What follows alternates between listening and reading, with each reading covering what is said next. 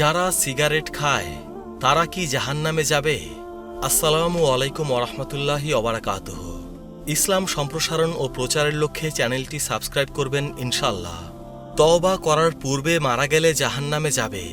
ইবনে ওমর রাদিয়াল্লাহু তাআলা আনহু থেকে বর্ণিত, রাসূল সাল্লাল্লাহু আলাইহি ওয়াসাল্লাম বলেছেন, ৩ শ্রেণীর লোকের প্রতি আল্লাহ তাআলা জান্নাত হারাম করেছেন। ১. সর্বদা মদ পানকারী। ২. পিতা মাতার অবাধ্য সন্তান। ৩. পরিবারে বেপরদার সুযোগ দানকারী অর্থাৎ দায়ুস। হাদিসটি নেওয়া হয়েছে নাসাই থেকে।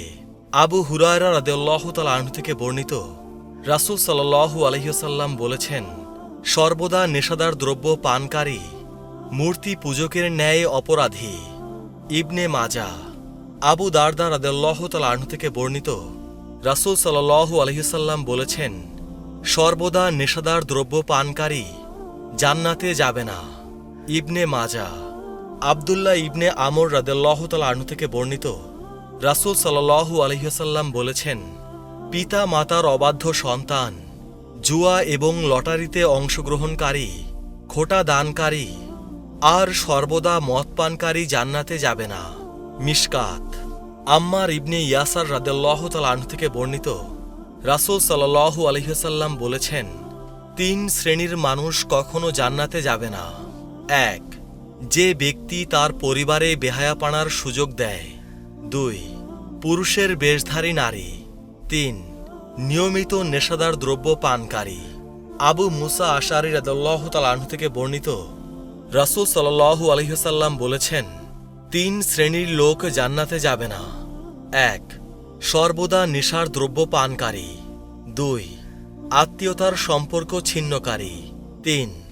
জাদুকে বিশ্বাসকারী। হাদিসটি নেওয়া হয়েছে আহমদ থেকে। আব্দুল্লাহ ইবনে আমর রাদিয়াল্লাহু তাআলা আনহু থেকে বর্ণিত, রাসূল সাল্লাল্লাহু আলাইহি ওয়াসাল্লাম বলেছেন, যে ব্যক্তি নেশাদার দ্রব্য পান করবে আল্লাহ তার ৪০ দিন সালাত কবুল করবেন না। যদি এ অবস্থায় মারা যায় তাহলে জাহান্নামে যাবে। যদি তওবা করে তাহলে আল্লাহ তার তওবা কবুল করবেন।